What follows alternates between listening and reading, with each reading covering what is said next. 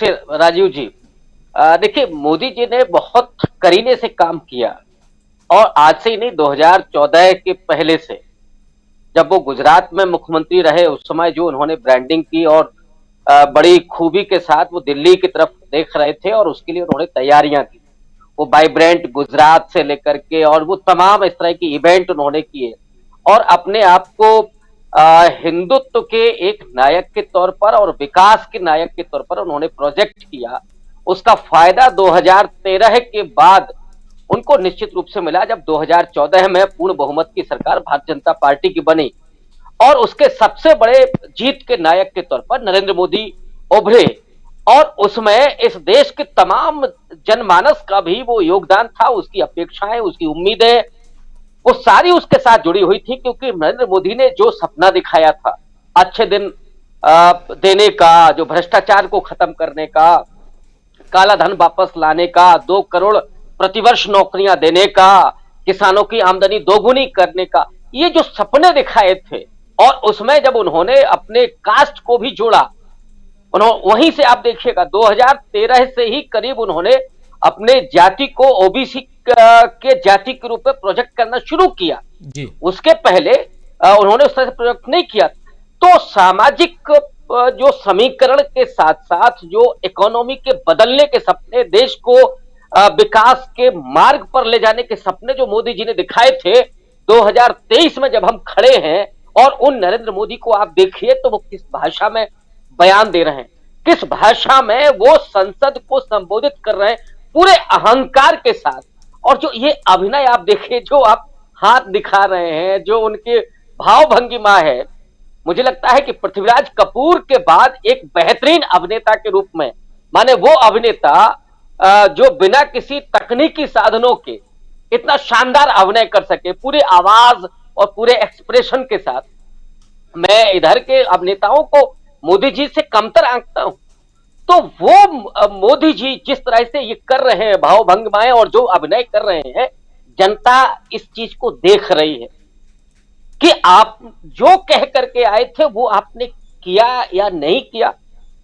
दूसरा, मोदी जी ने जो पूरी ब्रांडिंग अपनी की उस कारपोरेट मीडिया के जरिए, लगभग उन्होंने एक तरह से प्रतिबंध लगा दिया कि कोई भी मीडिया हाउस उनके खिलाफ नहीं बोल सकता। जिसको भी बोलना है वो मोदी जी का गुणगान करेगा और जो भी उनसे सवाल करेगा तो वो सवाल क्या क्या होते थे। उन्होंने एक तो मीडिया को इतना बेइज्जत किया कि जब वो एक बॉलीवुड के स्टार को लेकर के आते हैं, जो उनका इंटरव्यू करता है, वो पूछता है कि साहब आप आम काट करके खाते हैं कि आम चूस करके खाते हैं जी। इस पे एक मैं सज्जन से बात कर रहा था, उन्होंने बड़ी मजेदार बात कही। उन्होंने हिंदू और मुसलमान के संदर्भ में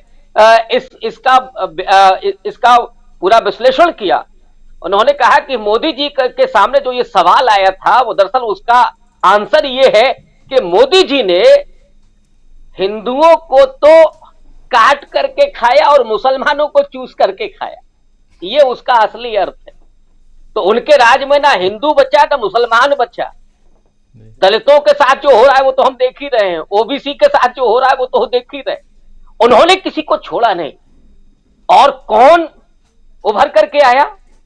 अडानी साहब की पोजीशन क्या थी 2014 के पहले? राहुल गांधी ने बराबर इस बात को सामने रखा।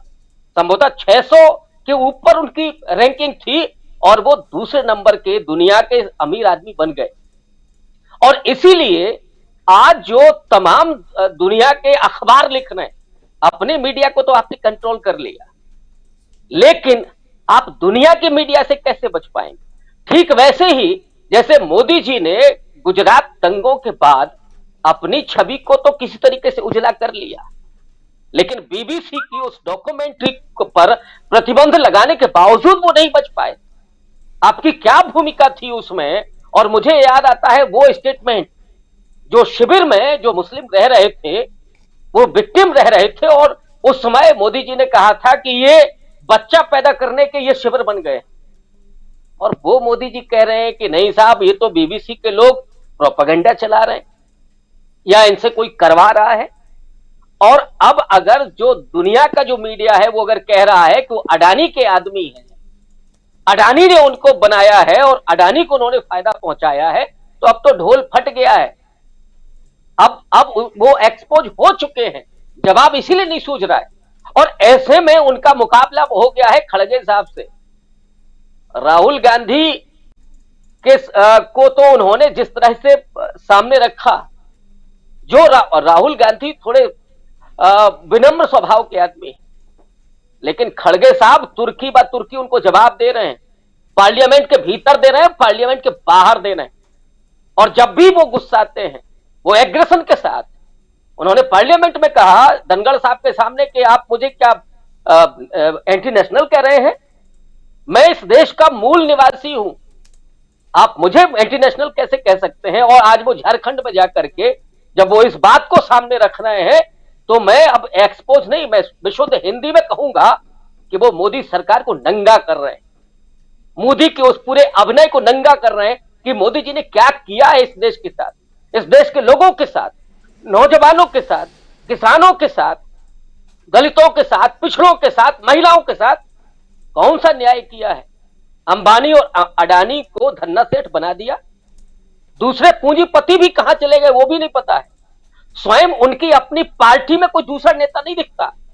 जब वो छाती ठोक करके ये कह रहे थे कि एक अकेला आदमी, और खड़गे साहब ने बहुत अच्छी बात कही कि इसका मतलब है कि आप तो बीजेपी में भी किसी को कुछ नहीं समझते, तो आपने अपनी पार्टी को भी खारिज कर दिया।